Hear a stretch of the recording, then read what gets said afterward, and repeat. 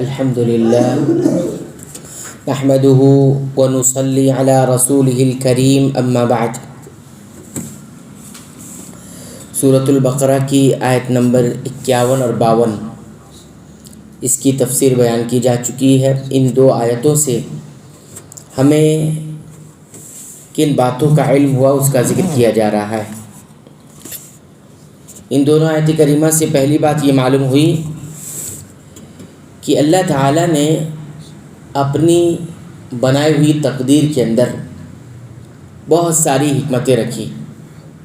اس حکمت کا ہمیں پتہ چلتا ہے وہ اس طور پر کہ ہم دیکھ رہے ہیں کہ اللہ تعالیٰ نے موسیٰ علیہ السلام کو تورات دینے کے لیے اور وہ احکامات ان کو عطا کرنے کے لیے 40 دن کے لیے کوہ طور پر بلایا۔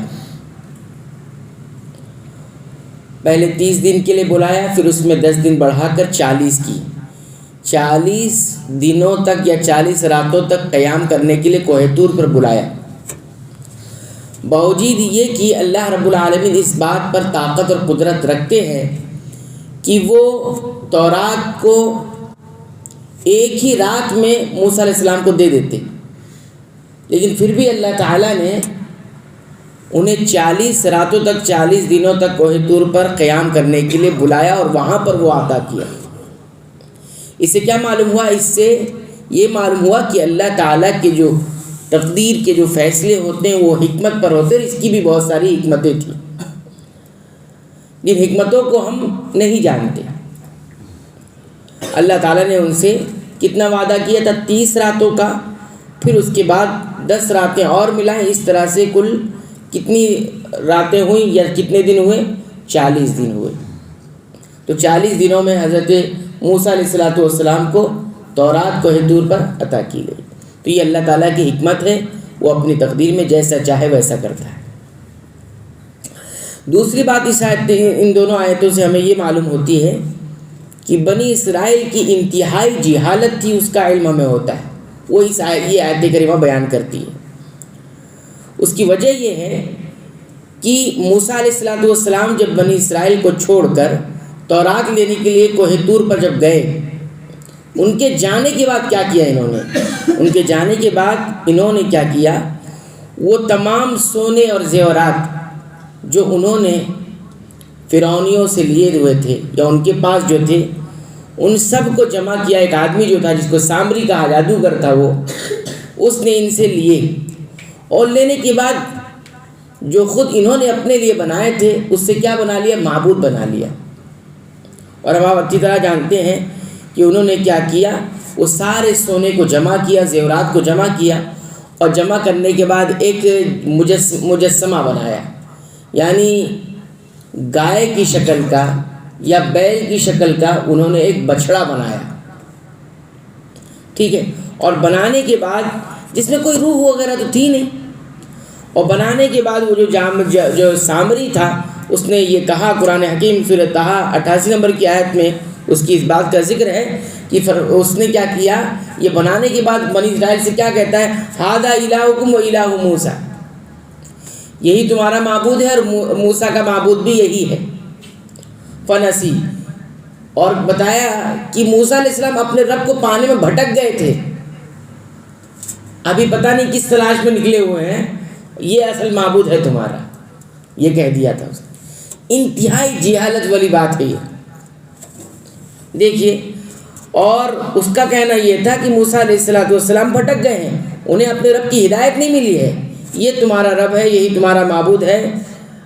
تو وہ کہتے ہیں، اب دیکھیے اس میں جہالت کی بات کیا ہے، وہ یہ ہے کہ کیسے ہو سکتا ہے کہ ایک انسان اپنے ہی اختیار کیے ہوئے زیورات کو، سونے کو، اس کو پگھلائے اور پگھلانے کے بعد ایک مجسمہ شکل دے اور کہے یہ ہمارا رب ہے۔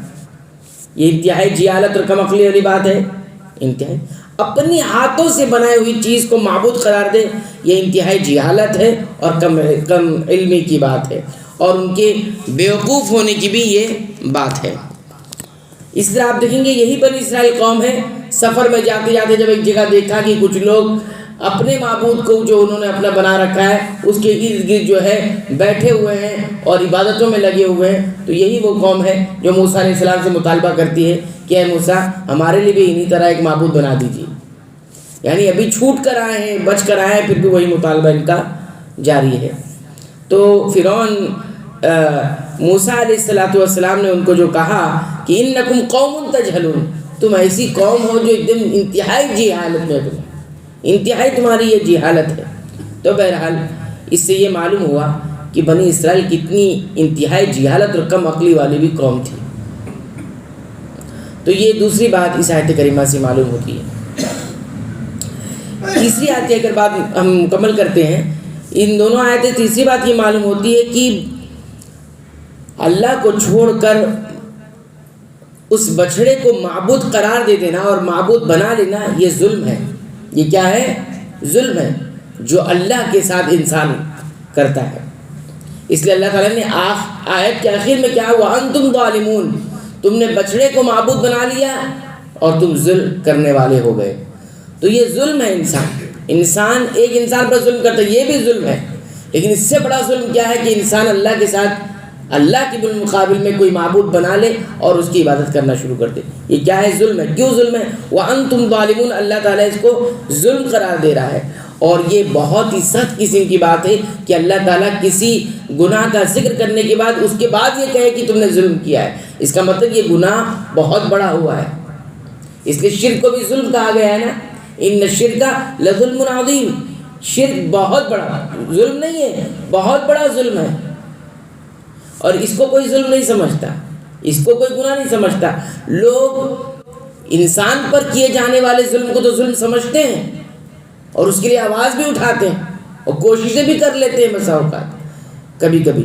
لیکن یہ ظلم، جو شرک کا ظلم جو امت کے اندر ہے، اس کو کوئی ظلم نہیں سمجھتا. زیادہ تر اس کے خلاف کوئی آواز نہیں اٹھتی، اس کے لیے اقدام نہیں کیا جاتا، اس کو برداشت کر لیا جاتا ہے، اس کو برداشت کر لیا جاتا ہے.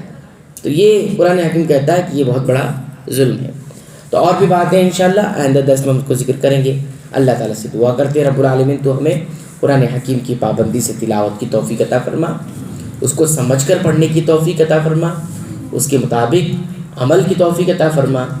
رب العالمین قرآن حکیم کو ہمارے دلوں کی بہار بنا دے، ہمارے سینوں کی روشنی بنا دے اور ہمارے تمام غموں پریشانیوں کا علاج بنا دے. آمین.